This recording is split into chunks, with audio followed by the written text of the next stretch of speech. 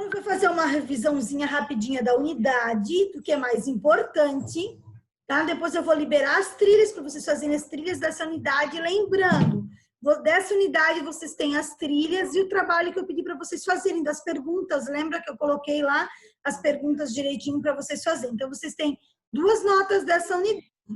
Vão ter a nota da atividade e das trilhas, certo? Muito bem. Então, uma revisão rápida. Continente africano. A África é um continente com 53, muito diverso entre si, com diversidade cultural, religiosa, ambiental, né? Muito diferente entre si. Então, nós temos lá a religião muçulmana, que é a principal religião presente no continente africano, o cristianismo e depois as religiões chamadas afrodescendentes. As religiões afros, que chegaram também no Brasil com os africanos. Muito bem. Na apostila vai falar, a África, então, é o berço da humanidade, a gente estudou isso lá no 6º ano, os fósseis mais antigos, os vestígios mais antigos são encontrados no continente africano e no continente asiático. Então, a África é muito importante, porque é o berço de toda a civilização. Os 3 principais reinos, então, que a apostila traz, Songhai, Mali, né? E Gana, tá? Então, havia a questão comercial, o sal, os minérios e os escravizados. Então, os principais comércios estão ligados ao sal, aos minérios e também ao comércio de escravizados. Então, esses reinos, a apostila fala desses 3 principais reinos, e depois eu falo da África Atlântica. Então, a África Atlântica é a região aí dos países que estão em contato com o continente, com o Oceano Atlântico, de onde vinham uma grande quantidade de escravizados para a América. Então, havia o comércio triangular feito pelas colônias do norte do território, como nós conhecemos como Estados Unidos. Eles tinham um comércio, era a galera do norte, junto com as Antilhas e com a África. A galera do norte, ali com as Antilhas, comprava um melado de cana, produzia o rum. O rum era trocado por escravizados. A galera do norte não tinha escravos, mas a galera do sul dos Estados Unidos tinha mão de obra escrava. Então, eles vendiam para o pessoal do sul. E na América, de maneira geral, portuguesa também, havia uma grande mão de obra escravizada. Importância da cultura africana para o Brasil. Tem uma lei, tá, gente? Essa lei, ela fala da obrigatoriedade do ensino do continente africano nas escolas. Para não falar somente que os africanos eram escravos. E aí acabou a história dos africanos no Brasil. Eram escravos e deu, acabou-se. Não é só isso. Eles são um povo, uma civilização, né, uns migrantes que vieram na condição de escravos, né, migraram lá do continente africano, mas com sua cultura. Ninguém sai de um continente para outro e deixa sua cultura lá, e deixa o que gosta lá no outro continente, e vai sozinho, sem aspecto cultural nenhum.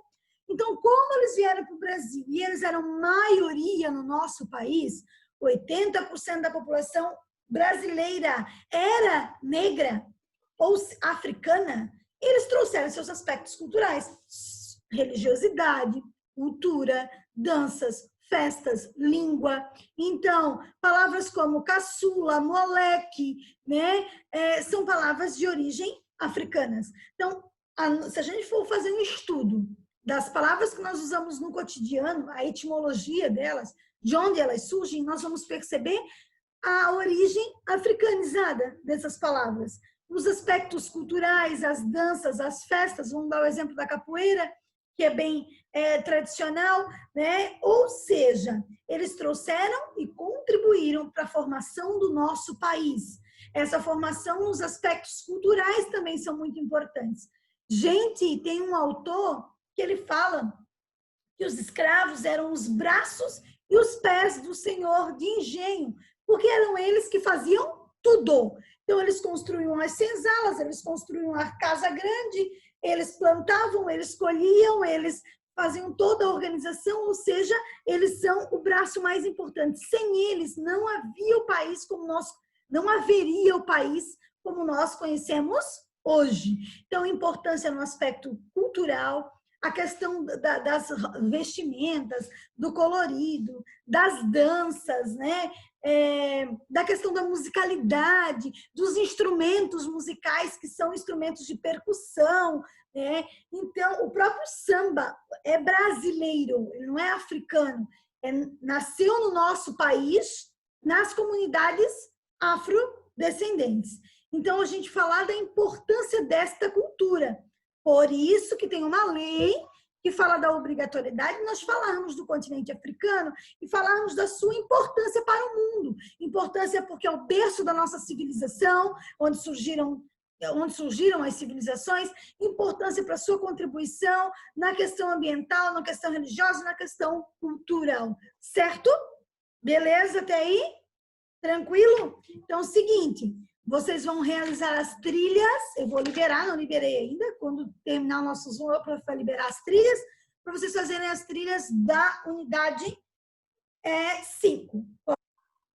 Unidade 6, né? Unidade 6, nós vamos ter o Oriente, Índia, China e Japão. Lembra que nós falamos da busca pelas especiarias? Então, os portugueses e espanhóis realizaram o périplo africano e aí conheceram o continente africano, os seus minérios, os seus escravos e os indivíduos que eles poderiam escravizar para fazer comércio com o Oriente, Índia, China e Japão.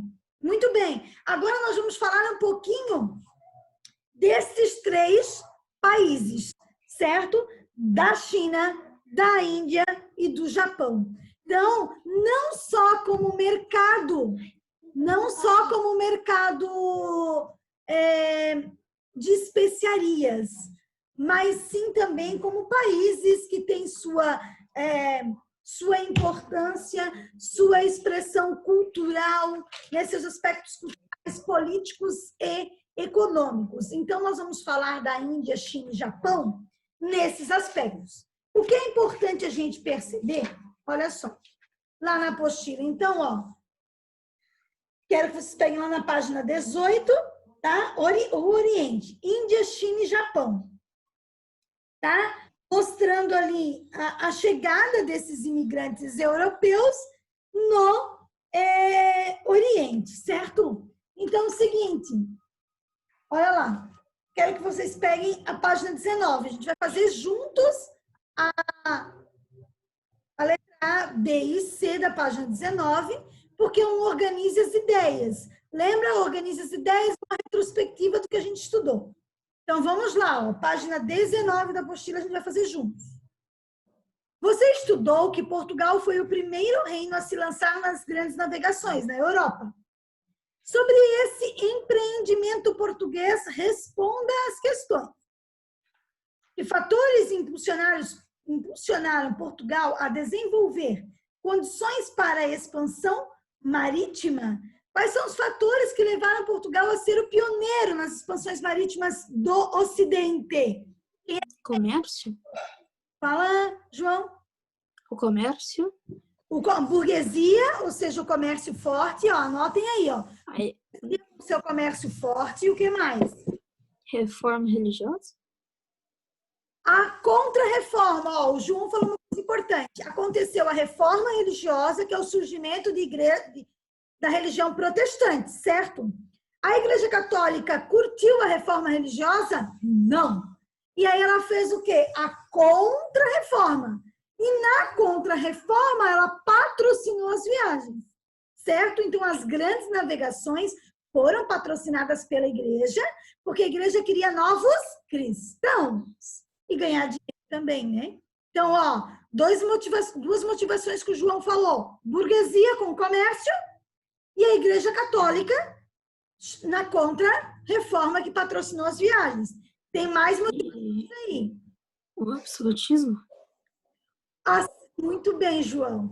Centralização política, o absolutismo. O poder está centralizado na mão do rei. Ele comanda tudo e ele quer lucro, então ele também patrocina as navegações. Então, por que Portugal foi o pioneiro? Porque Portugal tinha o poder centralizado na mão do rei, tinha uma burguesia forte, um comércio e tinha centralização política, burguesia forte e a Igreja Católica querendo novos cristãos. Fora, gente, a posição geográfica, né? Lembra de Portugal? Portugal é um país pequeno, e menor do que o estado de Santa Catarina, e ele tem saída por mar direto, ele só faz fronteira terrestre com a Espanha. Então, a posição geográfica dele ajudou muito nas grandes navegações. Então, entenderam a letra A? O que impulsionou? Burguesia forte, contra-reforma religiosa, centralização política, não esquecendo da posição geográfica de Portugal, que era excelente, perfeita, maravilhosa para as navegações. Né? Letra B, olha lá. Quais eram as motivações econômicas de Portugal se lançar nas viagens? Gente, eles querem comercializar. Eles querem buscar o quê? As especiarias. Economicamente, quero buscar as especiarias. Cravo, canela, noz moscada, sal, pimenta, porcelana, tecidos adamascados. Ou seja, eu vou lá, enfrento 6 meses viajando, 6 meses voltando, posso morrer com uma dor de barriga, posso morrer de escorbuto, as condições são precárias, mas se eu sobrevivo, eu estou rico.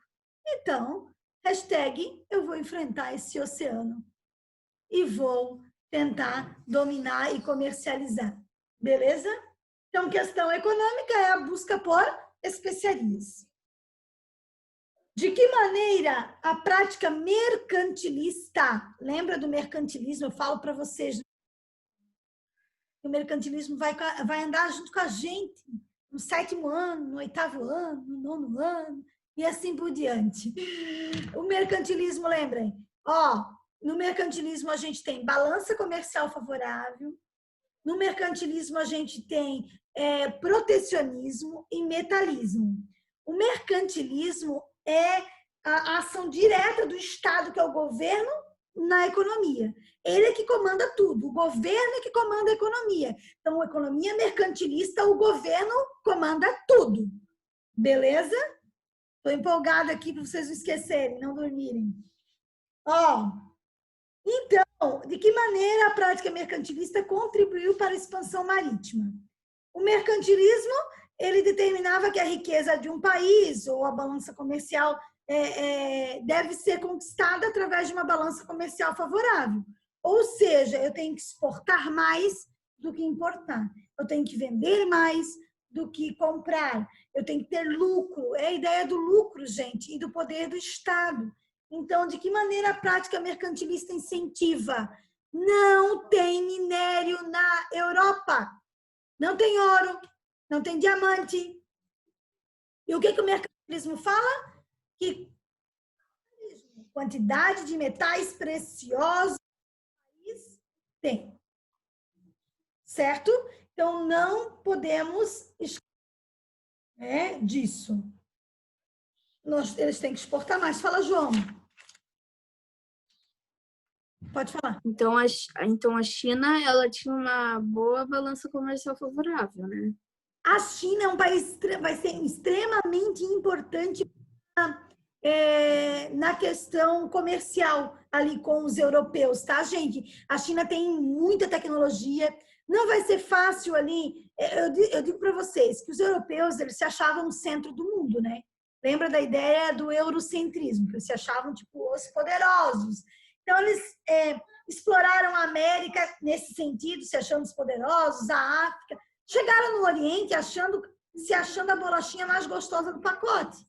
Mas não foi tão fácil quanto eles esperavam. Porque no Oriente eles já tinham desenvolvimento de tecnologia, eles já tinham desenvolvimento de navegação, eles já tinham domínios, então não foi fácil para os europeus, principalmente para os portugueses, o domínio de algumas regiões, que é o que nós vamos ver agora, que é bem legal. Olha lá. Página 20, então, que eu também quero fazer com vocês, explicar e fazer essa página com vocês, para depois só falarmos dos países. Olha lá, contatos comerciais entre Portugal e o Oriente. Então, nós vamos ter aqui, mostrando o périplo africano, tá? E Portugal chegou primeiro em Goa, na Índia. Depois nós vamos falar bem sobre essa região, tá? Então, olha aqui, mostra a viagem de Vasco da Gama. Então, ele fazendo o périplo africano, parando aqui no continente africano. Eles iam também a Calicut, né? Fazer comércio em Calicut. E chegando em Goa, na Índia. Depois, eles vão chegar na China, tá? E também no Japão. Olha só, de acordo com o mapa, quais impérios os portugueses aportaram e que eram chamados de Índias? O que eu acabei de falar, né, gente? Índia, China e Japão, que é o que nós vamos tratar nesta unidade. Índia, China e Japão. Onde esses continentes estão localizados? Jesus acende a luz. Ásia, né? Por favor. Ó, descreva o percurso realizado por Vasco da Gama. Então, ele sai de Lisboa, capital de Portugal. Ele faz o périplo africano, quer dizer, contorna ali o Cabo da Boa Esperança, né? Alcança o Oceano Índico, faz parada na África, até a sua expedição chegar em Goa, chegar em Calicut. Certo? E é um dos primeiros lugares em que eles chegaram.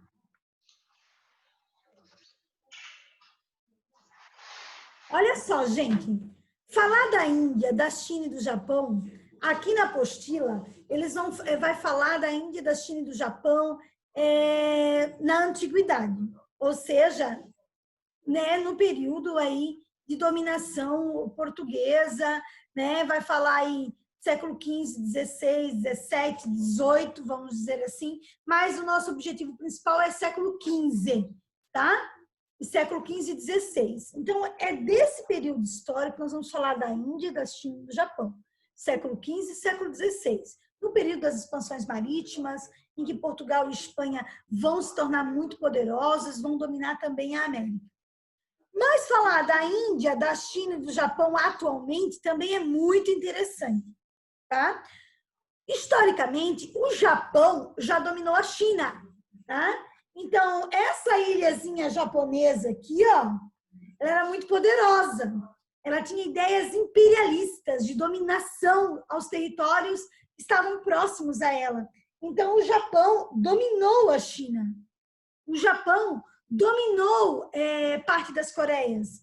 Tá? Então, quando a Coreia era unificada, que não era Coreia do Norte nem Coreia do Sul, o Japão dominou, fez parte de seus domínios a Coreia, fez parte de seus domínios a China.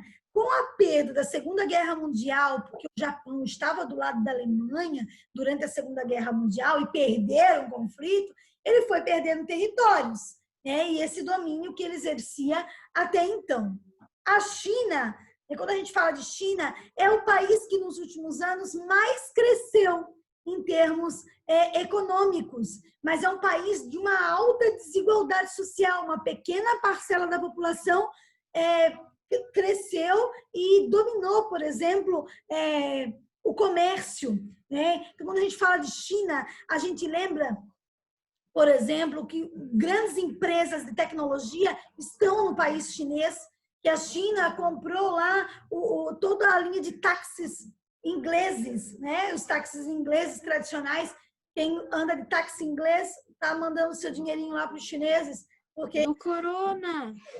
Oi? Fala, João. Do corona. Ah, o corona.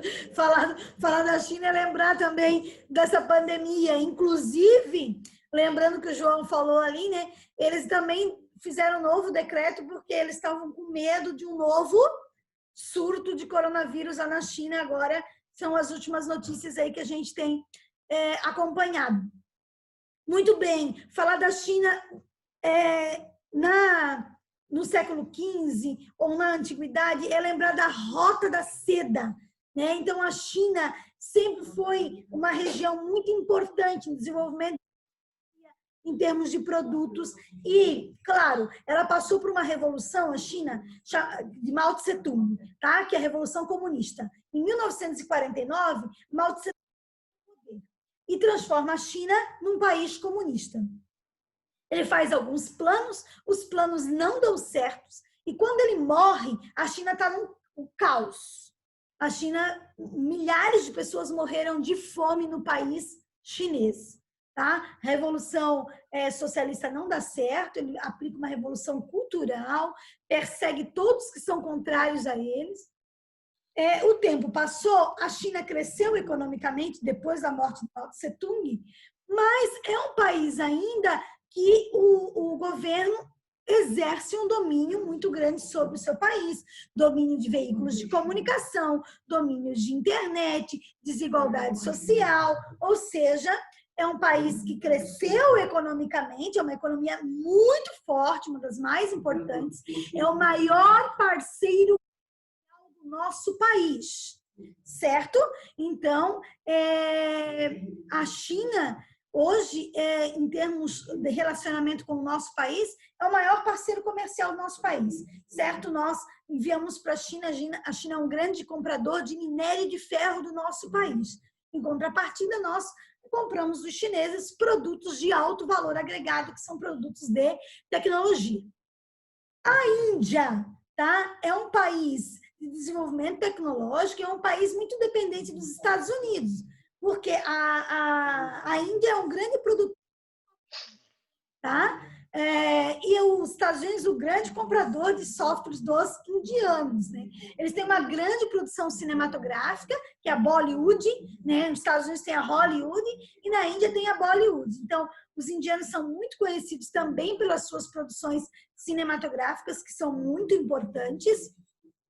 É um país também com muita desigualdade social e é um país culturalmente muito rico, né? Por conta da questão o próprio rio Ganges, né, tem toda uma questão histórica, é um rio altamente poluído, mas que as pessoas se banham lá no sentido ligado à cura, tomam aquela água altamente poluída achando que vão se curar, porque é uma questão cultural, né, uma relação cultural com o rio, né, e a poluição também está muito ligada porque os corpos, né, são cremados no rio. Eles colocam os corpos e queimam no rio. Imagina o alto índice aí de poluição, mas tem todo um aspecto cultural por detrás dessa relação que eles têm. Então, nós temos todo o aspecto cultural do Japão, todo esse poderio que ele exerce até a Segunda Guerra Mundial, depois a perda da Segunda Guerra Mundial, mas a reconstrução do país japonês,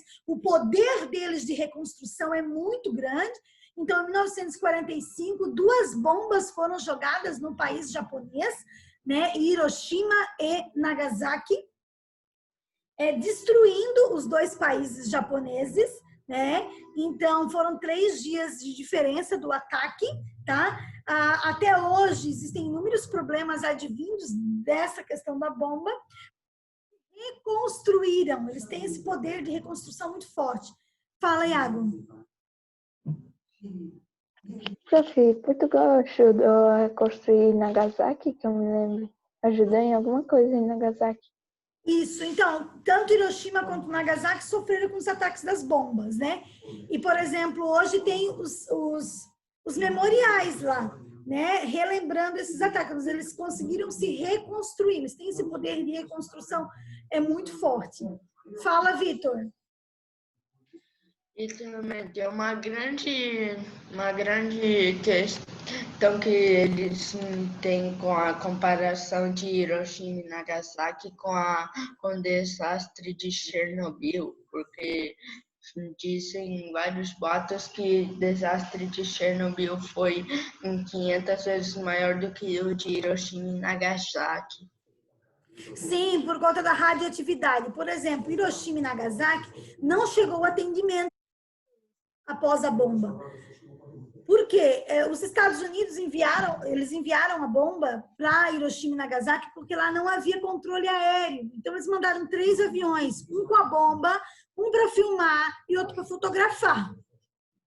Bem piradinho eles, né? Tipo, um filmava, outro fotografava, outro lançava a bomba. O carinha tá dando tchau, tipo assim, eu vou ali passear no bosque enquanto seu lobo não vem, vou matar umas pessoinhas.